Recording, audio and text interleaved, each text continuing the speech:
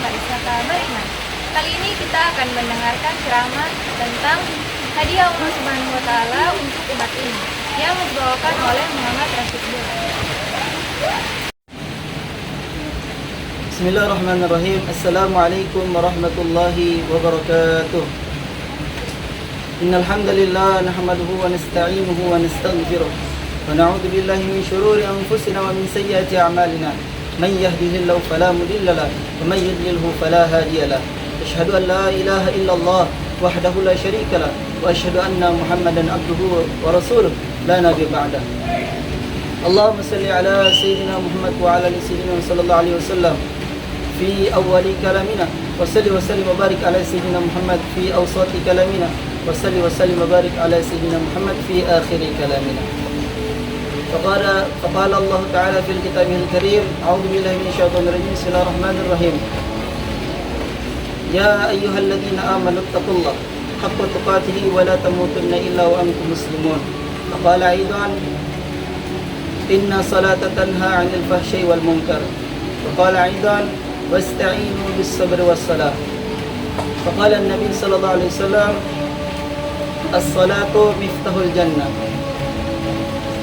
أو كما قال النبي صلى الله عليه wasallam.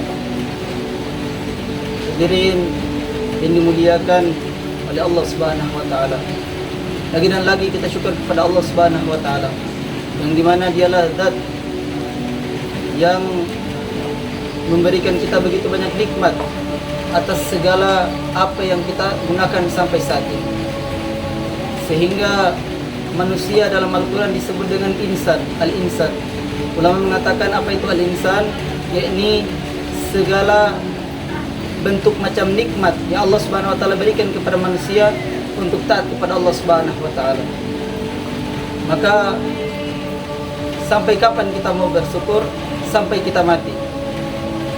Dari ketika kita dilahirkan di dunia ini sampai kita mati, bagaimana kita habiskan umur kita dalam ketaatan, dalam syukur kepada Allah Subhanahu wa Ta'ala.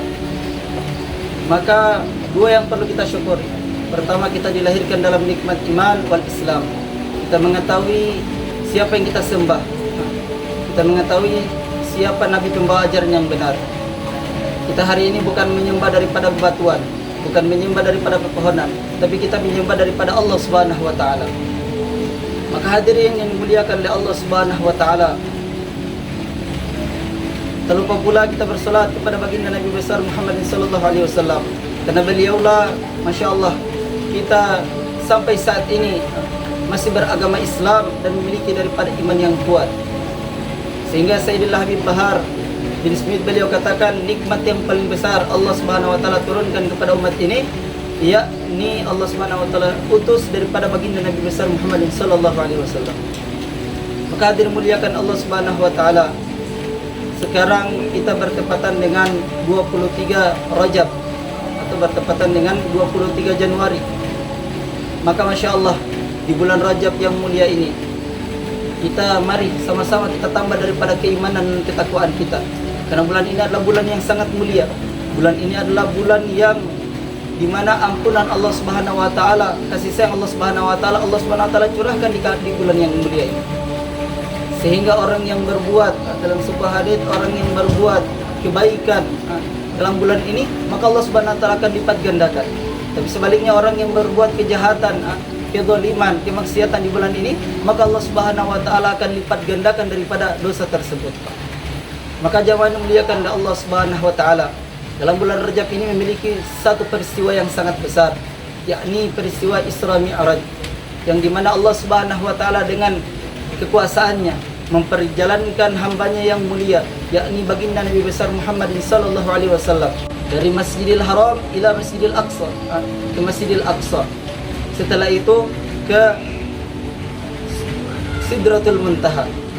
Ketika di Sidratul Muntaha, Allah Subhanahu wa Ta'ala memberikan daripada perintah yang sangat mulia, yang dimana kita kenal dengan salat 5 waktu. Ketika Nabi Muhammad sallallahu alaihi wasallam menerima daripada perintah salat ini, tidak langsung menjadi salat 5 waktu, tapi ada beberapa fase sehingga dia menjadi salat 5 waktu. Pertama yang disyariatkan kepada Nabi Muhammad sallallahu alaihi wasallam adalah salat 50 waktu. Singkat cerita, ketika Nabi sallallahu alaihi wasallam sudah turun dari Sidratul Muntaha ke langit yang dimana Nabiullah Musa bertemu dengan Nabiullah Musa. Di situ berbincang-bincang. Maka ditanyakan oleh Nabiullah Musa, "Ya Muhammad, ya Rasulullah, apa yang diperintahkan Allah Subhanahu wa taala kepadamu?"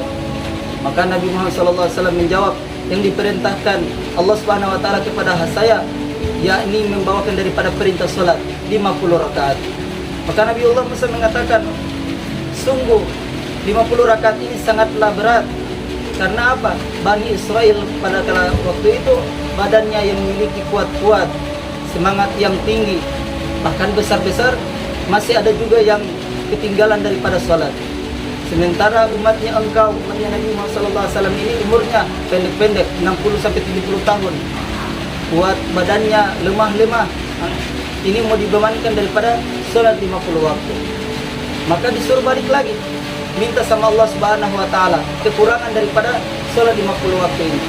Singkat cerita diminta terus sampai 55 rakaat. Ketika itu berjumpa lagi dengan Nabi Allah Musa alaihissalam. Maka ditanya, "Sudah berapa rakaat?" 5 rakaat. Maka Nabi Allah Musa ini masih khawatir akan ketidakmampuan kita umat Nabi sallallahu alaihi wasallam mengerjakan sholat 5 waktu ini. Maka disuruh minta lagi, suruh balik. Maka apa Nabi sallallahu alaihi wasallam katakan, "Saya ini sudah malu." Maka Masya Allah, memang benar. Sekarang kita lihat di mana-mana azan berkumandang. Tapi yang kita saksikan sekarang lebih banyak orang yang di luar masjid daripada orang yang dalam masjid. Maka dimuliakan Allah Subhanahu wa taala. Salat ini adalah hadiah Allah Subhanahu wa taala kepada umat ini. Sangat istimewa.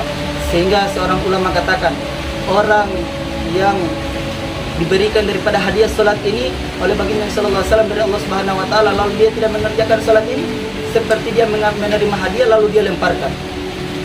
Sehingga kita lihat betapa banyak ketika azan berkumandang, hayya 'alas shalah, marilah kita salat. Tapi yang kita lihat sebaliknya, lebih banyak orang di jalan-jalan, lebih banyak orang di kantornya, yang di rumahnya tetap di rumahnya. Padahal sebelum hayya 'alas shalah diberikan kata pembuka, Allahu Akbar, Allah Maha Besar. Berarti ketika azan dikumandangkan, panggilan Allah Subhanahu wa taala diserukan, maka segala sesuatu yang kita hadapi adalah kecil, yang besar adalah Allah Subhanahu wa taala. Itu yang pertama, hadiah Allah Subhanahu wa taala kepada umat ini. Yang kedua, fungsi salat. Fungsi salat banyak sekali. Pertama, dalam Al-Qur'an Allah Subhanahu wa taala firmankan, Bismillahirrahmanirrahim, "Inna salata tanha 'anil fahsya'i wal munkar." Salat ini dapat mencegah daripada perbuatan keji dan munkar. Hadirin muliakan Allah Subhanahu wa taala, hari ini kita masih banyak melakukan daripada kemaksiatan. Maka dengan mengurangi adab kita kepada Allah Subhanahu wa taala, bagaimana Allah Subhanahu wa taala tidak akan mengadab kita di dunia, bahkan di akhirat, yakni satu caranya, yakni kita melaksanakan daripada salat. Kenapa? Salat ini adalah menggugurkan daripada dosa-dosa kita. Kalau ada yang mengatakan seperti ini, jangan dulu salat kalau badan belum suci, jangan dulu salat kalau belum khusyuk, jangan dulu salat kalau kita belum beriman yang betul kepada Allah Subhanahu wa taala. Maka perkataan seperti ini adalah perkataan yang mengajak meninggalkan daripada Allah Subhanahu wa taala.